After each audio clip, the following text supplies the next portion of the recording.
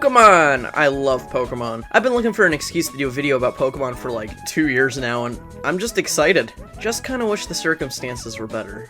And no, the Wooper clip don't count. When Pokemon first hit America in 1998, the country went nuts. The merch of Pokemania was pumping out at an insane rate, and kids were eating it up. Wizards of the Coast, known for Magic the Gathering, localized the Pokemon trading card game to the West, and it exploded. Everyone wanted the fucking Charizard, dude. Motherfuckers get stabbed for the— Ow! That's my kidney, dude. So the rules are simple. You build a deck of 60 cards and sit down with another dude, and you set up in this formation. You send out 6 Pokemon, and you want to make sure that you have a healthy amount of it. Okay, fuck that shit. Here's how you actually play it. You buy a pack and you rip that shit open. Don't forget the 3-card trick. You sift through until you see one guaranteed uncommon, and you say, ooh, and then you put that fucker in a sleeve and look at the pretty pictures. I've amassed a scarily large collection of these things over the years, and I'm not even that crazy into this hobby. I just keep finding this shit, dude. Like, one time I was just walking to work, and I shit you not, I literally found a trail of a load of Pokemon cards. Perfect condition, on the ground. I don't really care too much about the actual game, but collecting these cards has been a fulfilling hobby of mine since around the end of the black and white era of cards. I remember me and my friends bringing our binders to school to trade and show off. That being said, I collect. I never buy specifically to resell, though I am beginning to sell off my collection due to recent events literally ruining the hobby for me, and that brings me to today's subject. So in March of 2020, a little something happened to the world. It's kinda not huge. I mean, a lot of people deny it's even real, so it's not really a big deal or anything. Well, fuck. Rona fucked so many markets and inflated so many used product prices, it's downright ridiculous. Millions of people are stuck at home with time to kill, a lot of which are only now entering adulthood and starting to get nostalgic for things, and now have disposable income to spend on such things. Because of that, the market for used GameCube games is just absolutely screwed right now. You wanna know how much my GameCube collection is worth at the moment? Well, you're not supposed to flaunt your wealth. That's how you get robbed. I also wanted to build a gaming rig this year, but that ain't happening for an undisclosed amount of time because you just can't get a GPU for under $1,000 right now. The PS5 and Xbox Series X were infamously understocked, and those are like $600 consoles to begin with, so the amount of scalpers who buy that shit in droves and resell it for twice that are just fucking everywhere. You just ain't getting a PS5 for retail price, even 7 months after launch. Recently, the Pokemon TCG has joined this long list of scalped products, and it's seemingly for no reason. But I know why. The Pokemon community knows why. It's that son of a bitch Logan Paul! I actually think, of the Paul brothers, Logan has been keeping his nose clean. After the Suicide Forest and other such dumbassery, I think he's really been trying to be a good dude. And I'm proud of the growth. Us Ohioans gotta look out for each other, right? I think this Pokemon bullshit stems from just neglect. Logan started doing videos where he opened old school packs of Pokemon cards, which, if you were not aware, are worth astronomical amounts of money sealed. Anyway, the idea of these videos is just that he's experiencing something that his lowly, poor peasant viewers wouldn't be able to do. Then, when he pulls something crazy rare, he sells it and makes his money back. The reason I say this is neglectful is that he fails to realize the influence he has as a 20+ million subscriber channel. Oh, he's doing an NFT too, great. Basically, millions of people are gonna see these videos and the money he's making and be like, that's a lot of money, but if it's an investment, like Pokemon cards aren't about the love of the game and the collecting, but solely about the investment, I could put aside some money I got saved up and make profit. Because again, Pokemon's all about the profit. I care not about silly kids' Pokemon.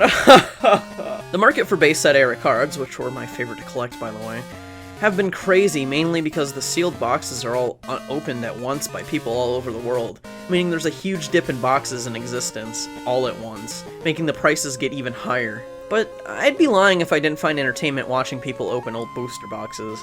It's something I've always wanted to do, but never will. So watching Logan pull a Chansey in his first pack was hype as shit. Don't misconstrue me, I definitely get the appeal. Okay, so the main event of this newly found Pokemon obsession Logan has is that he bought a ton of booster boxes of first edition cards. These would have 36 whole unopened packs, definitely with some rare gems in there. He buys tons and tons of base set booster boxes, which is super cool. I mean, it's like Christmas in 1999, opening all those unopened vintage cards. I'm jealous, I truly am. This obsession of Logan's reaches a natural boiling point when he blows $200,000 on a first edition base set box. This box is absolutely bound to have at least one first edition Charizard, the absolute holy grail of the TCG, going upwards of $50,000, but sometimes can even reach $200,000. Most of them are predicted to have 2 or 3, and sometimes none at all. So Logan would do what's called a box break. Basically, people would buy raffle cards to receive packs he's opened. It's quite the spectacle. I'm actually really gonna gun for Logan here. These streams are some primo entertainment. Logan Paul is a pretty hateable dude, but I don't really think he's fully in the wrong here. He has this love for the Pokemon series that's very clear to see in any of these videos. I watched the replays of the streams, and like I said before, they're hype as shit. I mean, seriously, I popped off at the first Charizard. I'm ashamed to admit it. I think Logan isn't the one to blame here. He's buying all these booster boxes for the thrill of collecting. Sure, he's selling them too, but have you never sold a Pokemon card? He's gotta make his money back somehow. Duh, he's a bajillionaire, but fuck you know what I mean. It's neglectful to unwittingly encourage a huge fan base to make money off of Pokemon, but can that really be entirely his fault? So there's this YouTube channel, ironically called Dumb Money. The focus of their channel is, well, money. They do invest in content and advice and crypto shit. It's boring money shit, but obviously there's a market of people that care about it. For literally no reason at all, they decided to buy the most expensive first edition booster box ever sold at $375,000. By the way, they admit to not knowing anything about Pokemon. Say what you will about Logan Paul, but as I said before, it's clear in his videos he has this love of the Pokemon series that's just infectious. Of course, people getting into this wave of collecting cards are really just in it for the cash and not for the love, but we'll get into that later. Anyway, they bought the cards from a fellow that goes by Collectibles Guru. This self-titled guru of collectibles sold Logan a bunch of graded cards. So the Dumb Money crew clearly thought it would be a good bet to buy a booster box from him. While he was mostly an okay dude when it came to the deal with Logan, he did say some dumb shit when he sat in an opening stream as the resident Pokemon expert. Most infamously when he said absolute nonsense prices on this Bulbasaur priced at $4,000. He was like, yeah, it's like 10 to 20k, but it last sold for 3 to 4k. Like, what does that even mean? Other than that, he seemed like an alright dude in Logan's videos, so Dumb Money thought it was a good person to buy from. So they do this big ol' stream where they open it, and everyone's there. They got Pokemon YouTubers as experts. There's fucking armed security for some reason. I just find that absolutely hilarious. All is prepared and ready, but there's just one thing Dumb Money couldn't possibly prepare for. Just kidding, this is a fundamental problem that they could have easily prepared for with 5 minutes of research. The Collectibles Guru is an absolute goof. He goes on social media as the Crypto King and is basically an all-around asshole to everyone. 5 minutes to checking his Insta would have made this very clear, with every other post being him flaunting his wealth. He gives off some sketchy vibes. Of note is when the Collectibles Guru comes in and with his goons and justifies why the box looks like it had been already opened. Even the chat replay shows that everyone knows this shit is a scam.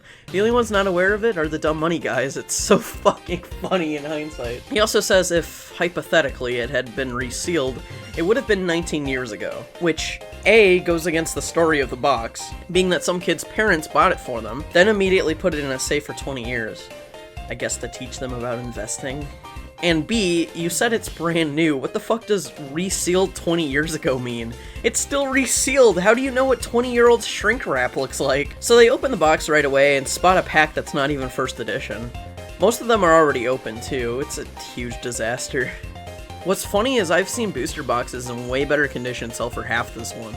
So the condition of the box should have been a huge red flag. This is definitely going to go down in history as one of, if not the biggest scam in Pokemon history. So here you have two sides of the same coin. On one side, the eccentric idiot millionaire spending money on Pokemon because he absolutely loves the hobby and community. On the other side, we have a bunch of boomers. Boomer is a mental state, not an age. They ain't that old. Buying Pokemon for the money instead of the love, and getting rightfully bitten the ass for it. And now, because so many people are buying these limited supply old school cards, they're all vanishing. And then they'll raise even more in price. Of course, if it were just the base set Pokemon cards, it would suck, but it wouldn't be the end of the world, right?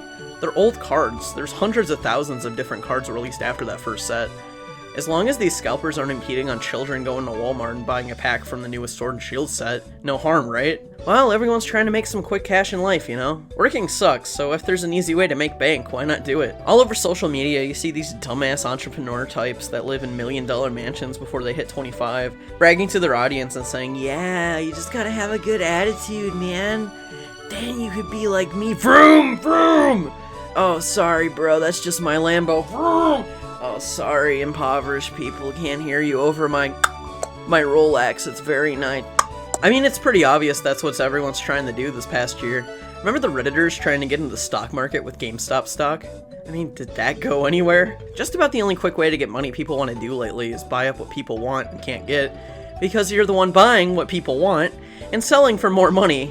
It's shitty. People all over the place go in and buy a store's entire supply of Shining Fates packs, Elite Trainer boxes, basically whatever you can get their grubby little hands on. It's to the point where people follow employees around and stalk around the store to get an idea of the exact restock schedule and camp by the card aisles of Walmart and Target to get it the millisecond they put it on the shelves. Then you hear stories left and right of people beating each other up and racing to grab cards. Like, look at this fucking video. It's a huge group of people who just race to the cards and trample each other for packs. It's bonkers. I first found out about this story about a month ago when I saw news articles on how Target has officially announced they'll stop selling Pokemon cards indefinitely due to safety concerns. See, me being naive, I was like, what the fuck, safety concerns? Then you hear stories of people going to McDonald's and buy their entire supply of Happy Meals because they come with the Pokemon cards, and it all starts to make complete sense. Happy Meals! Like, what about the kids?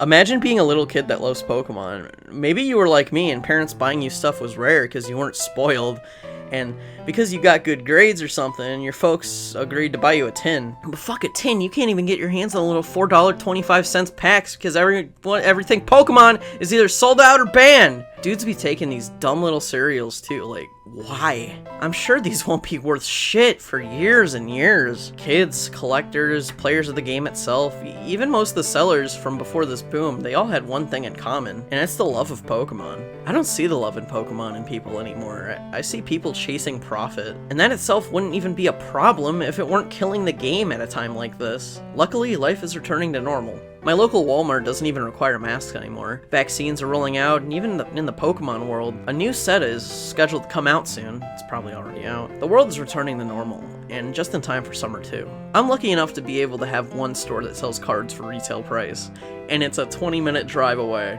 But back in November, October, hell, I saw content that suggests this whole mess started in August last year, when shit was really bad. How the hell could you get cards? So if things are returning to normal, why complain? It's too late. Newer packs are slowly but surely gonna resume stock. Who cares? Well, I think this is a good look into human nature, right? I think, and yes, I'm gonna go full dad lesson on this one, we can all learn to be better to each other. If some big trend seems too good to be true, such as, I don't know, an easy money scheme, maybe stop being sheep and think about who it affects. There are people in this world who buy things from scalpers, quite a few, and I have an inkling people don't pay 3 times the retail price for something because they want to profit. No, that'd be silly. People buy from scalpers for the right reasons, to enjoy a product, and that's really sad. Fuck dude, I want a PS5! Any get-rich scheme is gonna fuck someone over. NFTs are fucking over the entire earth. I am no moral authority. I'm a dumbass 20-something playing video games and watching cartoons all day, but I do think there's a point where you gotta ask yourself if your greed is justified. I don't mean to get into why of people scalping, it's none of my business, and I understand, times is tough, but there's a fucking limit. If you're gonna beat the shit out of someone over some overpriced shiny cardboard, you might as well just steal, right? You're gonna get your ass thrown in jail anyway. To those of you who collect for the love of the series, or God forbid, play the actual card game, keep on keeping on. You guys are the glue that holds this community in the hard times. Be excellent to each other, dudes. Thanks for watching my videos.